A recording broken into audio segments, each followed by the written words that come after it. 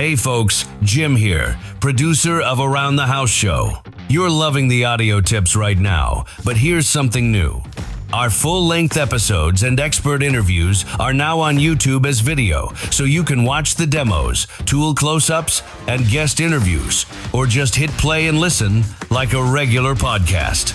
Just search Around the House Show on YouTube, hit that red subscribe button, and turn on notifications. It's free, and you'll get the best of both worlds, visual how-tos when you want them, audio when you're on the go.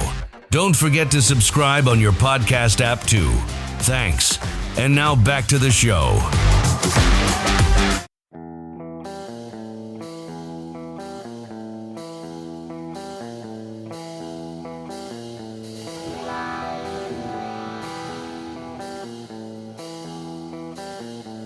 Everybody stop what you're doing, please! When it comes to remodeling and renovating your home, there is no better show on your radio. This is Around the House with Eric G. Where's the hammer? From your back fence to the sidewalk, Eric will tell you how to keep it all in tip-top shape while helping you save a buck while doing it. If you like DIY projects, it takes a lot of practice to get good at it, and Eric is here to guide the way. Is it on the, go up on the other floor. Somebody go up there and stop the hammering. All that and more on the fastest 2 hours of home improvement radio. These are the wrong plans. These are the old plans. Oh! Welcome to Stop it! Around the House with Eric G.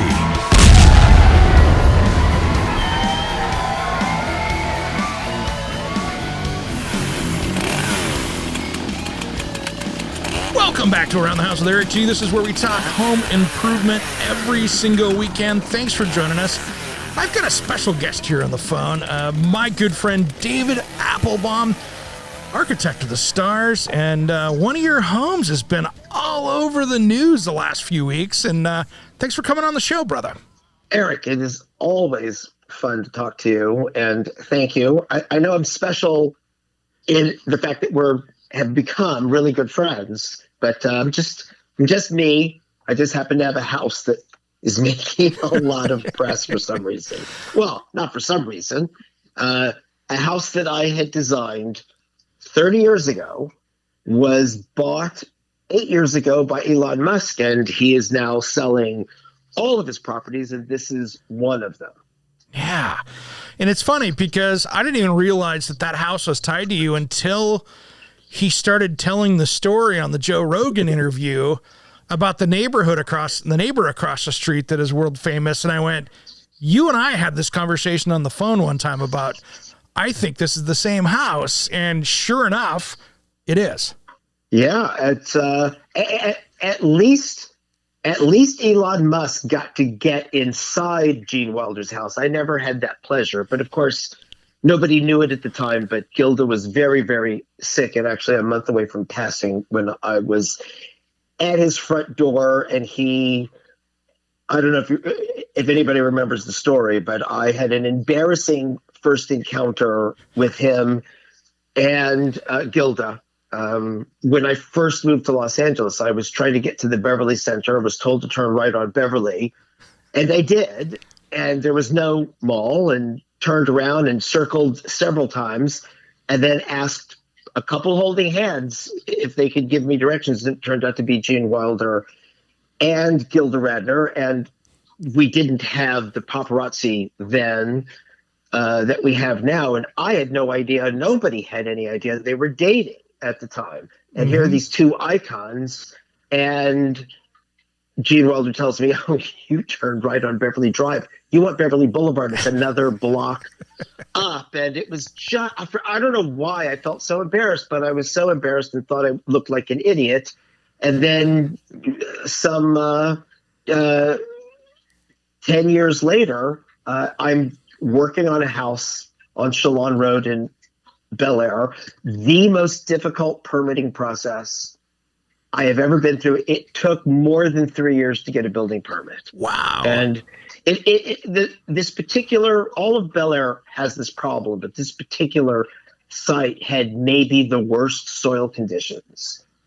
And it took about 2 years to get the city to agree that if we removed all of the soil to bedrock and put in a series of retaining walls that were tied to the bedrock and create what they called keys, and then recompact good soil that was held into the bedrock with these keys, they would allow us to build.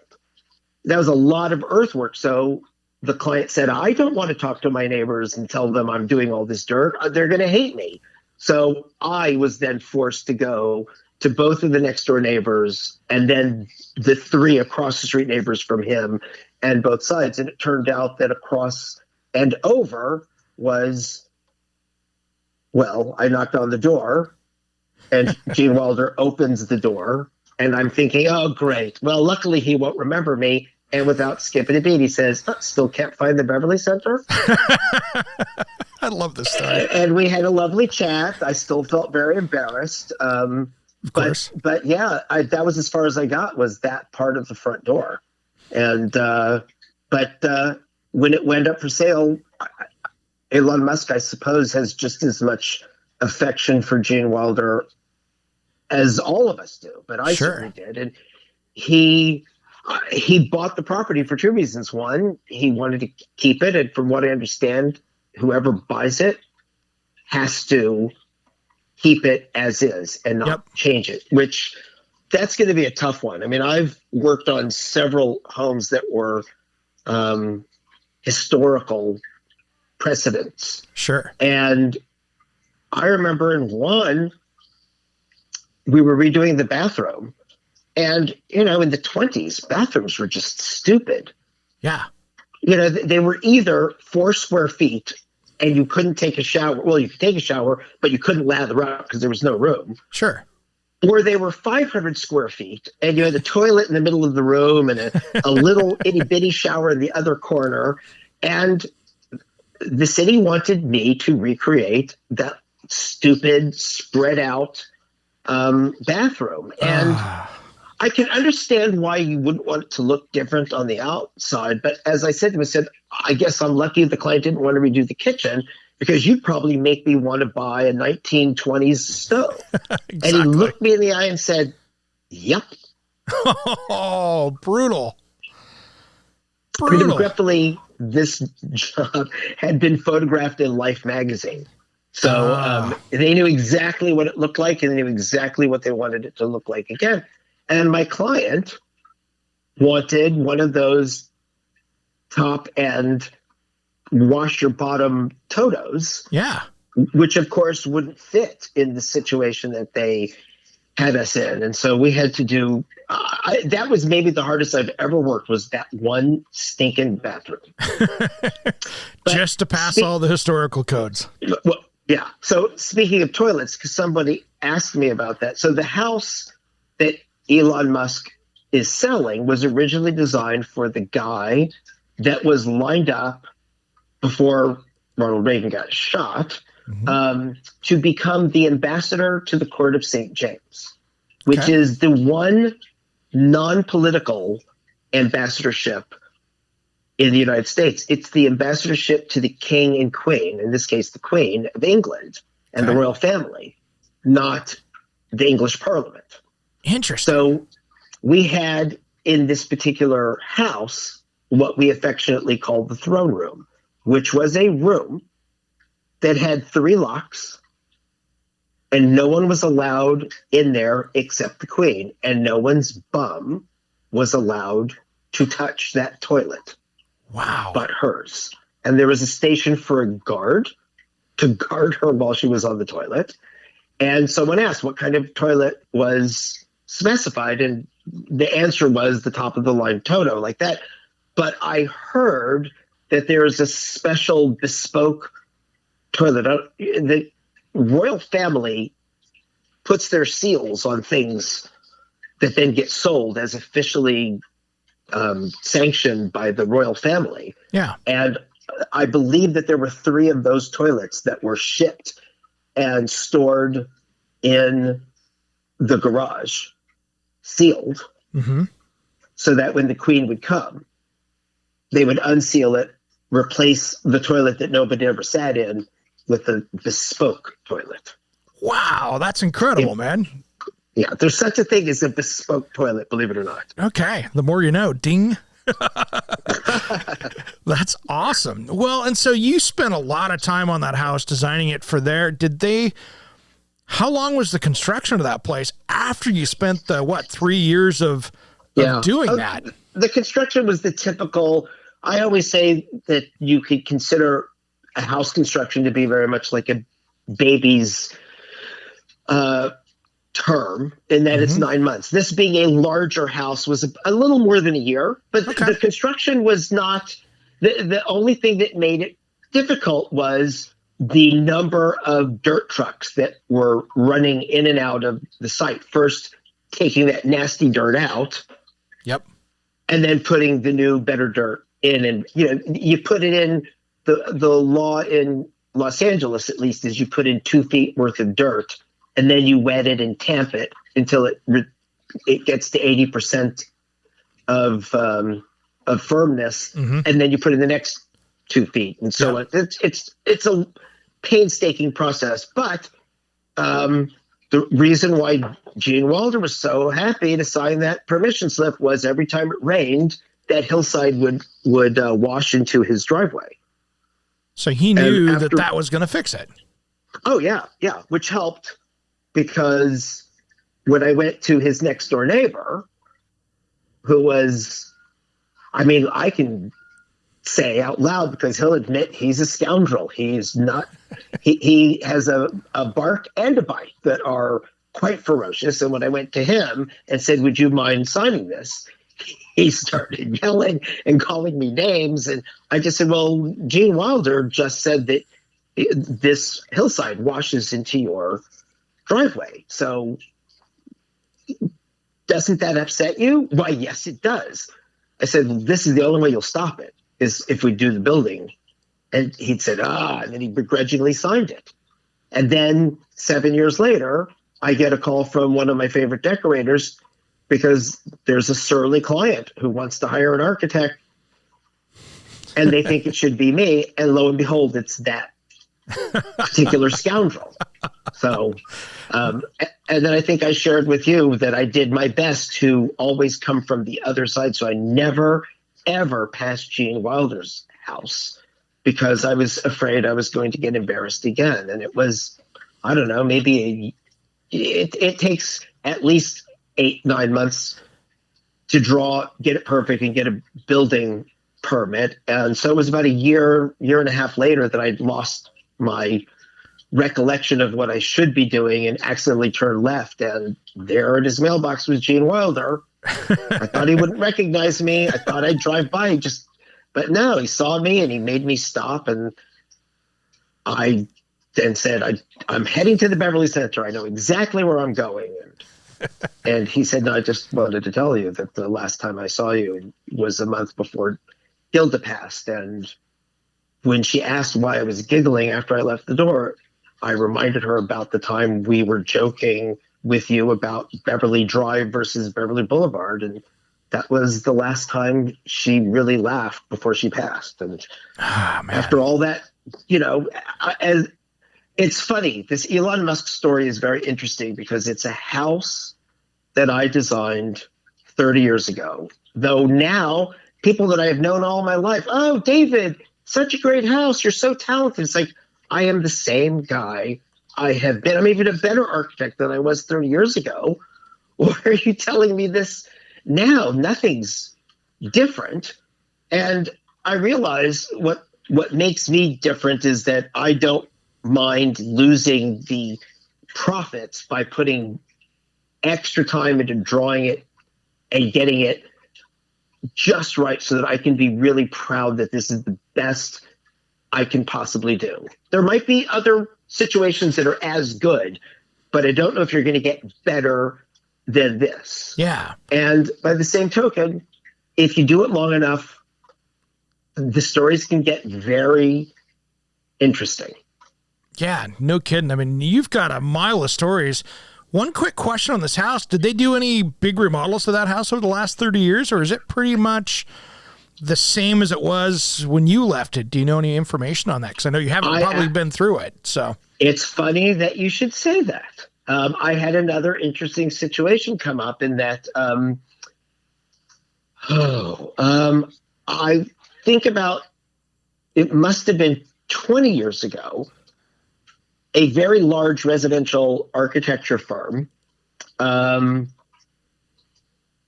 evidently, for some reason, went on my website and saw a picture of this house and said, "You cannot publish this house on your website because we are the architects of it." And I said, would you like to see the documentation of the building permits? Would you like me to tell you where the throne room is? And more importantly, when we were measuring the size of this house, we decided not to measure by how many bedrooms and how many bathrooms, but by how many garbage disposals this house had. And nice. I can already tell you off the top of my head, it's 12. Wow. So it turns out that this firm had done what they called a very expansive renovation. Okay. I have to tell you, I can barely tell the difference from the outside. It might be different on the inside. I've never been in, but yes.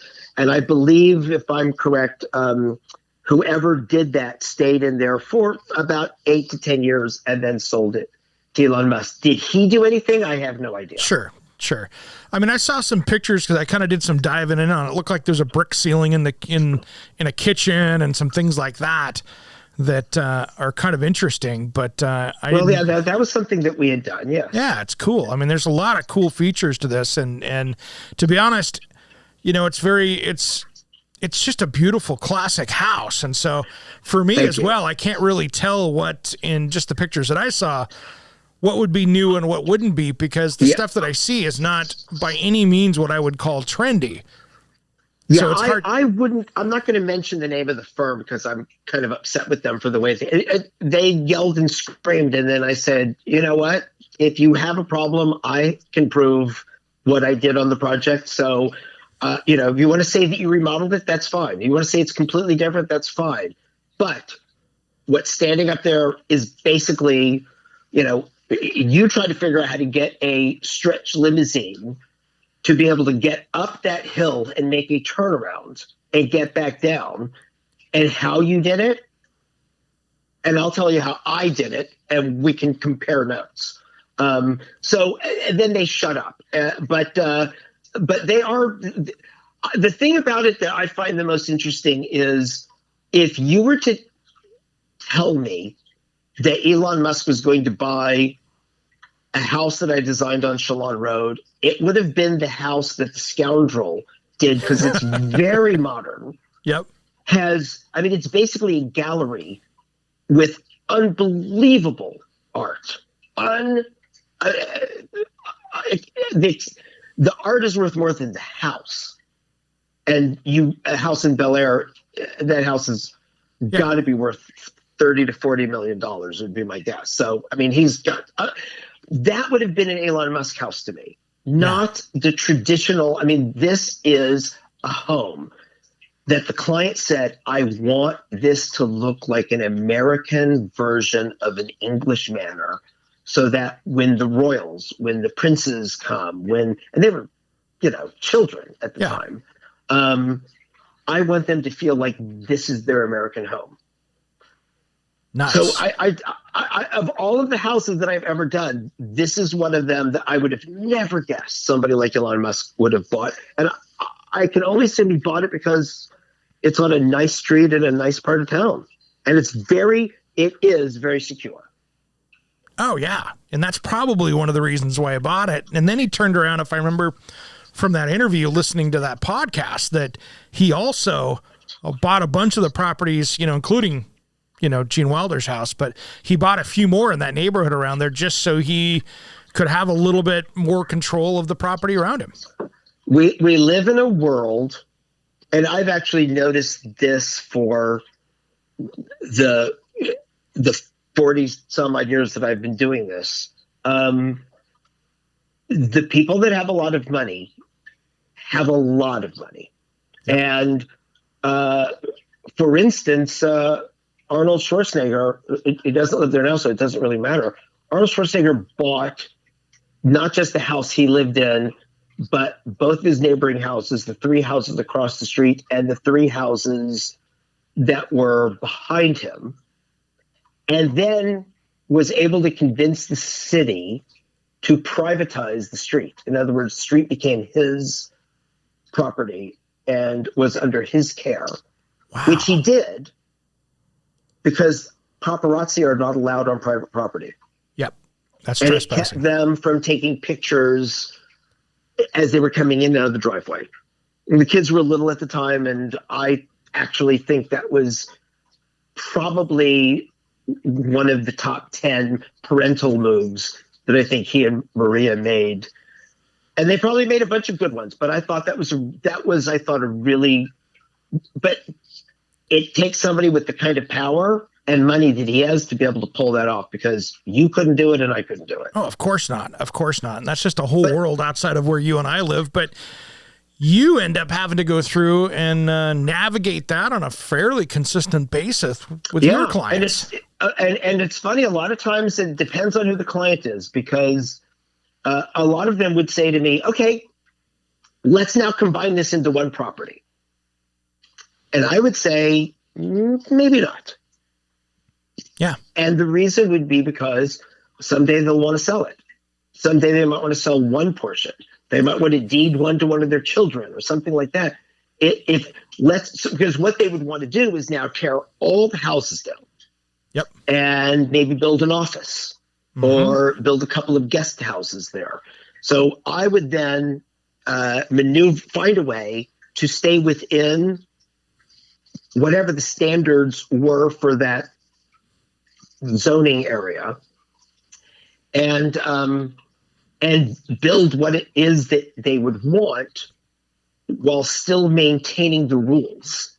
So that way, the property, if there were 6 properties, they remain 6 properties. Wow. Okay, that makes sense.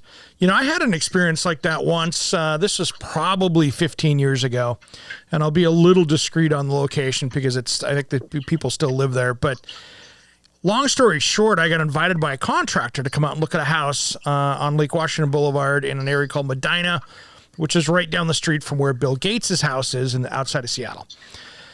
And so I show up over there, and they said, hey, you're going to look for this opening a hedge, and gave me some landmarks. There's no address out there. There's just a key card box and a gate.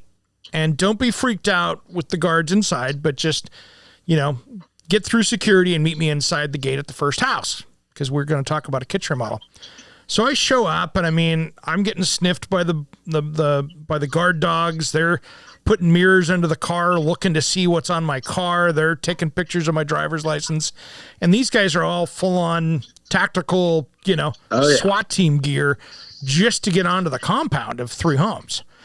And we ended up turning the project away because this group, and it was in a trust basically, wanted to remodel the one house, and they wanted to have the kitchen done in 30 days.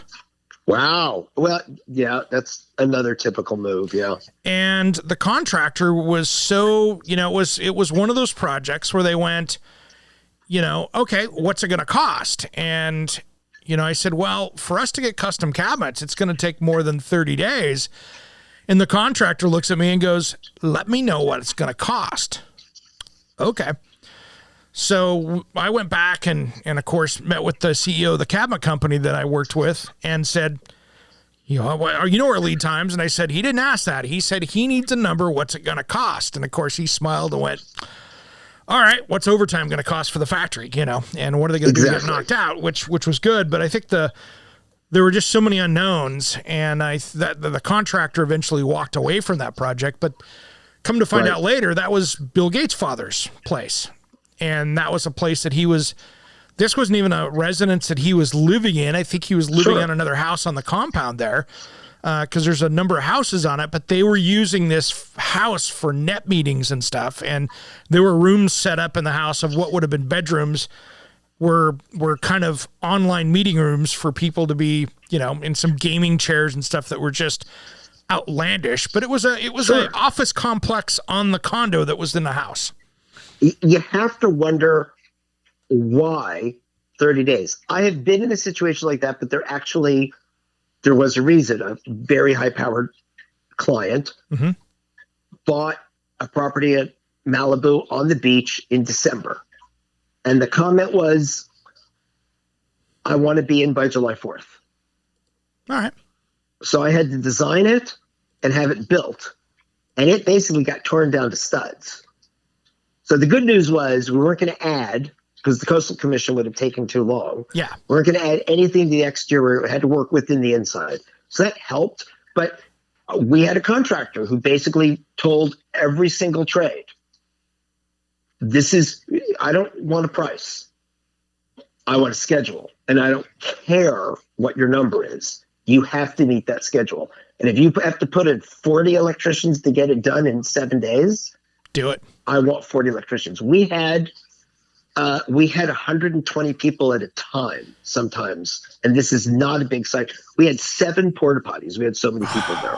And it's so hard because you got every trade tripping over the top of each other. Well, I will say this. This particular contractor, Peter McCoy, he's the guy to ask to do something like this because he's the guy who's got the people, and his superintendent was amazing. And there was not one misstep, and we actually moved in early. And I'm proud to say the superintendent, he was a Coast Guard, National Guard person, and he got called in for a week of duty. Couldn't get out of it. Yep. And he said to me, David, can you be here every single day? Because everybody knows I was there every day anyway. Yeah. But can you be here longer? Because when you have that few little time, I charged accordingly as well. But sure.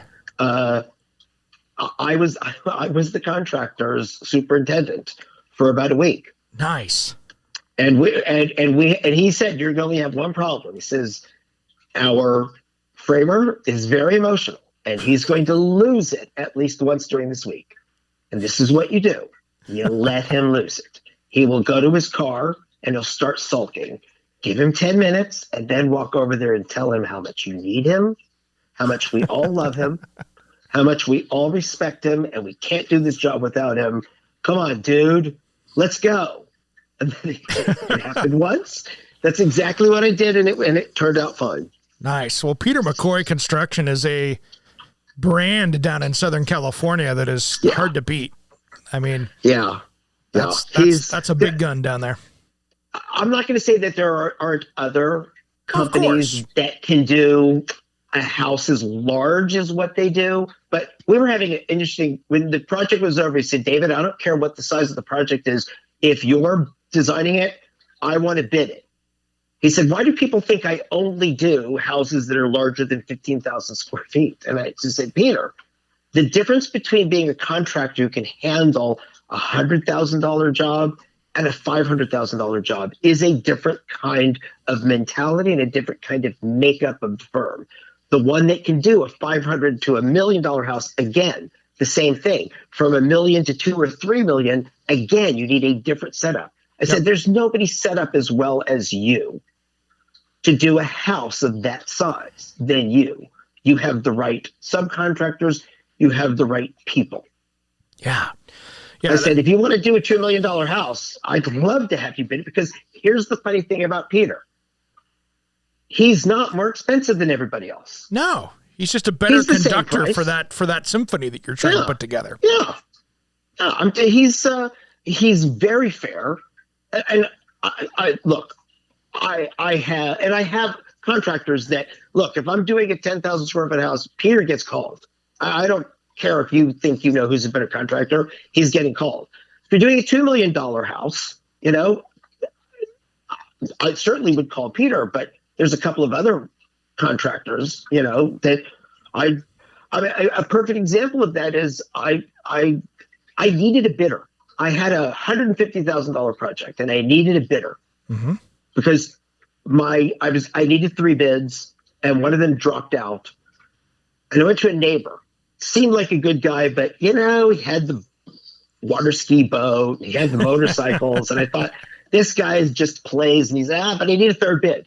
And so I did what I always do. I asked to see one of his projects. And when we knocked on the door, not the wife, the husband hugged him. Nice. And they started talking about the kids. And I'm looking, and they did a $150,000 remodeling. I can't tell where the old house stopped, and the new house started. And then I did some of the things that I do where I check the cabinets. If the kitchen cabinet, you know this as well as anybody, you pull the drawer out, you rock it to the left and the right. Yep. If it's tight, these guys know what they're doing. Yeah, no question. And he checked all the boxes. And so I was very happy he actually got the job and did something really interesting. There was a wall that I put in that was all glass, and it came from Germany, and it was 10 feet tall, and it was 27 feet long, and it had a slider in the middle that had a very special piece of hardware that made it glide like it was 10 pounds instead of 10,000 pounds. Nice. And I remember the day before it was coming, I was at the job site just kind of checking how things were going, and his dad, who was, his partner at the time, was talking to me, and I went to Todd.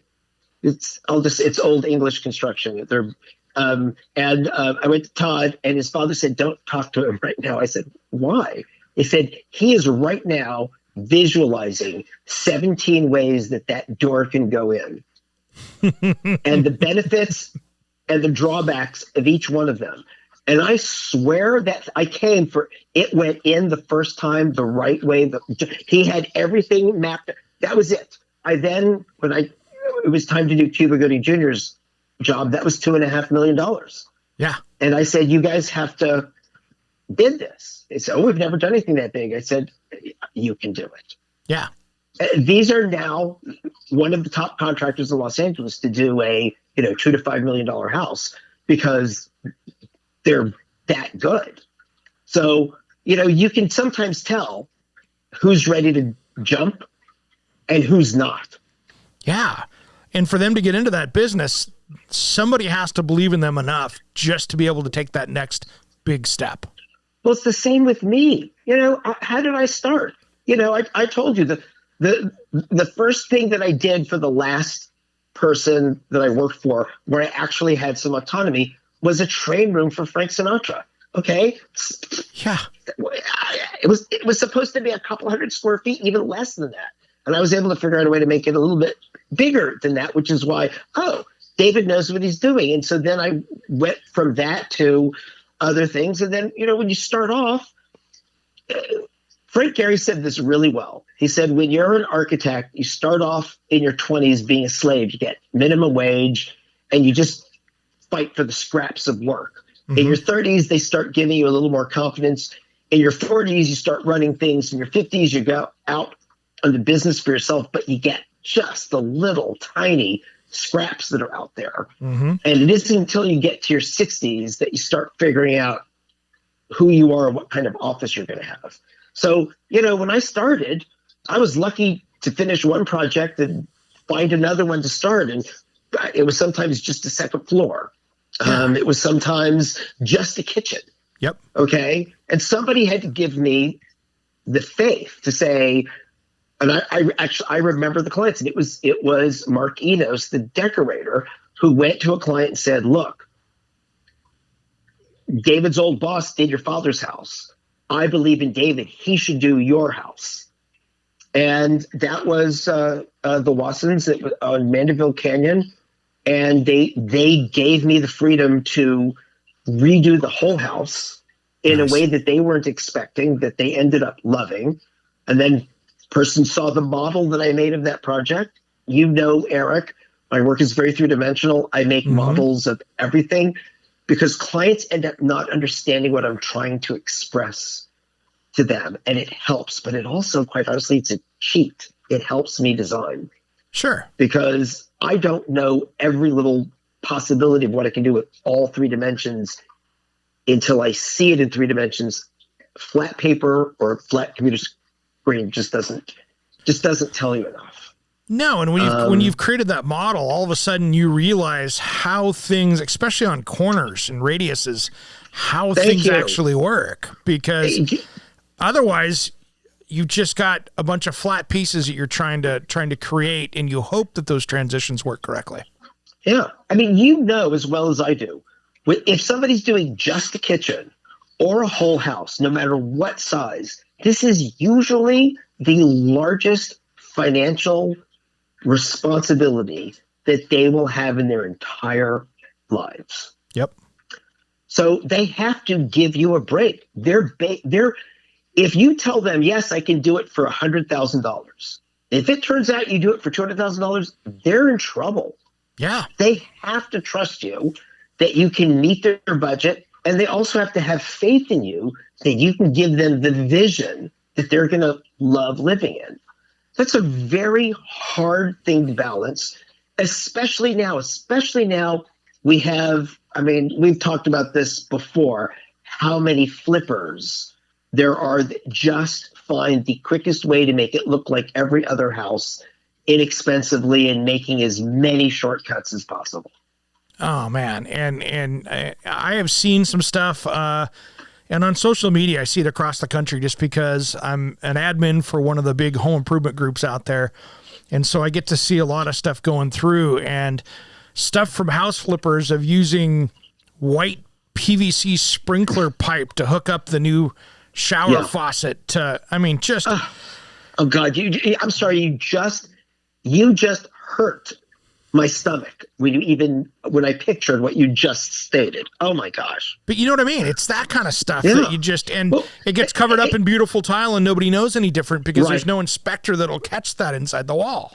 Right. And then guess what happens 5 years later? And see, and there's the point. When they come to somebody like me or somebody like you, they're getting something that's personal, but you know what? It's going to probably, because nowadays with energy regulations and earthquake and we have an anti-McMansion rule and all these things, these steps you have to go through, it takes a minimum of a year, if not 2 years, to get a building permit. Yeah. Who wants to come to me and not have their house ready to step into for 2, maybe 3 years? That's a huge leap of faith. We live in a society where people get bored and frustrated. I actually did a beautiful design that the clients loved, but they were on a substandard street. And I kept on saying, you're going to have to get a variance. You're going to have to get a variance because your street, they will not let you build on. He thought for sure with all of his money, he had political connections, he could get that fixed. Nope. And when he found out that now, if he would have gotten the variance when I asked for it, we would have been passed by then. That was going to take another 8 months. He just dropped the project and moved into a gated community with a spec flip house. Yep. Boom. Yep. Wasn't worth it to him. Nope. He wanted it. He said, look, I'm willing to wait another year to move into, but that's if we start building today. You're telling me we can't build for at least another 8 months? Yeah. Not doing it. Yeah. Yeah, it's crazy. And there's stuff like that all over the country. I mean, I've got here, it can take, in my community, it can take a year to get the trees removed because you have to go through all the stuff just to get the right approvals to have a couple trees removed. So there's a lot of those kind of things right there. We just did that in the city of Los Angeles. It used to be that if you were removing 4 trees or less, and you were replacing those 4 trees with 4 trees, you could get an over-the-counter permit. Wow. A month before we went to get ours, somebody sued and said, 4, why not 5? And sued the city, and the city said, well, here's our response to your lawsuit. Nobody gets an over-the-counter permit at all. And we had to wait 4 months. Yeah, for instance, I've got a tree out here that I've got to do some work on here that, I just moved into this house, so I'm kind of watching to see out of the deciduous trees, what trees are healthy and what's not. And I've got one that I'm like, well, just to trim that thing up and get some of the dead out of it, I've got to go down to the city and have them send their arborist out here to approve it before we even trim it. Now, I get why they do that. Okay, I do too. I do. I understand. And it is because people that are not you and me do shortcut illegal things, and they make regulations that the rule followers like us will follow and the rule breakers will always break. But we are the ones who suffer. And when I say we suffer, what we suffer in is that, and I tell this to the people at City Hall all the time, you're putting us out of business. Yep. You know, this home flipper has the same 2 floor plans they use every single time, and they make an appointment behind closed doors that says, hey, you gave us a permit 17 other times on this one. Here we go. It just fits in like this. You should stamp it right away. They stamp it right away. They get their permit instantly. Yep. We, with our custom projects, like you said, it can take a year or longer. And because of that, who wants to wait?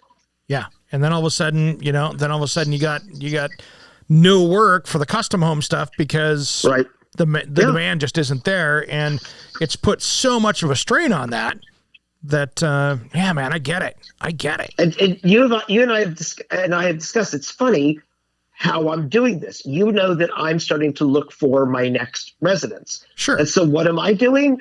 Look, it's pandemic time. There isn't that much work. So what am I staying up till 2, 3 o'clock in the morning every single night?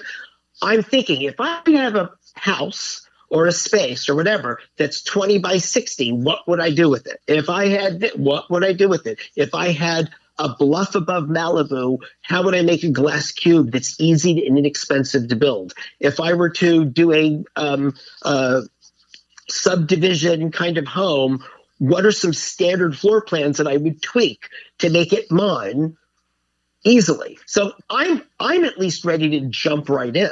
And, sure. You know, it's, but nobody else is. No. So it's just tough. It is. Well, brother, I'm sorry. It sounds like I'm doing a lot of bitching and no, you're not, man. I love this. This is why I love putting you on the show like this and talking about this kind of stuff, because this is why you and I could sit here and do this for 8 hours and still keep going. We always do. What are you talking about? We could. I know it.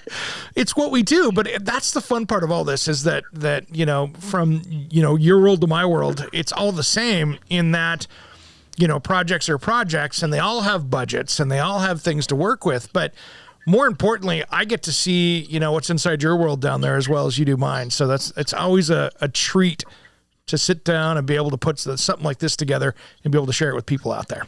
And if I may be so bold, I know you. The reason why we're friends is because you care. You do not rest until you get it right. There's a difference between us and the guys who okay, I'm getting X fee. That means I can put 6 hours into this process and 80 hours into that part of the process. I refuse to break it down that way because I just won't. And it probably hurts my bottom line, sure. But I can't look myself in the mirror if I do it any other way. But see, that's how you design a project for royalty, and Elon Musk buys it down the road 30 something years later. And architecturally, it's still timeless, and it's still standing there, and it's in the news today because you put that kind of time into it. It's funny because that kind of didn't even cross my mind until you've seen the house that I'm designing in the flood zone in Houston. And that was one that I had one preconceived notion of how I thought the house should look. And I remember being in Houston, and one of my very good friends went on a business call, and his associate's son was saying at one point he wanted to be in architecture. Did I have pictures of anything? And I said, well, funny you should mention it. I pulled out the pictures of what I was doing in Houston, and he just looked at it, and I had done a drawing with shadows. So it looked nice. Yeah. And he just said, oh my gosh, this is so beautiful. Oh, how did you come up with this? And I said, I think I must have drawn this design at least 752 times, and it took 753 before it finally turned into something that I thought was really good. Yeah. And I said, look, he was 21 and kind of a little bit lost. I thought it was an important thing for me to say to him. Things don't just come to you. No. You have to sweat it out. You got to grind through it. And I mean, and that's really what it is, because you look at it and go, nope, that's not right. All right. Yeah. What if I go from this angle? And it's a chase. It's a chase and a hunt of finding what feels right. And that kind of follows every single avenue of life that there is. If you don't have that kind of passion, that kind of curiosity, and that kind of work ethic, I don't think that you will have as much meaning in your relationships, in the food that you cook, in the hobbies that you have, unless you have that same kind of passion. Yeah, I agree. But that is that passion, and it doesn't matter what you do in life, what you're working in, whatever career you're in. That's the passion of someone that will end up being successful in what they do, because you've got to be able to power through that grind and not give up. That's, my son at 8 years old became a guitar prodigy, and at 9 was jamming with Chord and Blink-182, and Steve Vai got him a guitar. I mean, just all he was at 9. It was unbelievable. And at 14, he decided he didn't want to do it anymore. Yeah. And I said, it's a shame because you're really good at it. But don't you dare do anything that you don't love. Because if you find what you want to do that you love, you will never work a day in your life. And you'll do well because you'll be going farther than anybody else. Yep. Because you'll love it so much. And thank goodness he found something he loved even more. And that's awesome. I love that. Well, brother, thanks for coming on the show here today, man. We're done already? Are you kidding me? I know it. See, that Did just we leaves talk us about anything? It just kind of flew by. It did, but we talked about a bunch of stuff, and that just means we get to do it again. Oh, I hope so. Of course we will. The eternally curious are my favorite people, and that's you. You are really good at asking great questions and turning them into lively conversations that, is it Dave the bread guy who's got the best packaging on any bread? Yeah, Dave's Killer Bread. Was such a good interview, dude. Thanks, man. Oh. Thanks. And not at all what I would expect. Who would expect?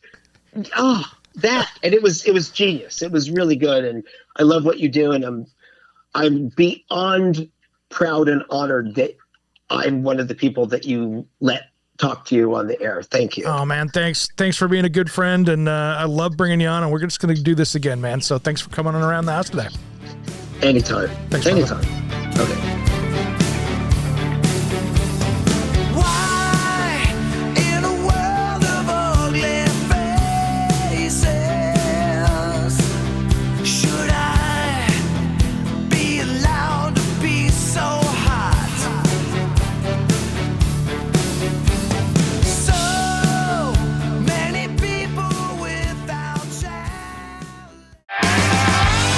Hey everyone, this is Jim, producer of the Around the House Show podcast.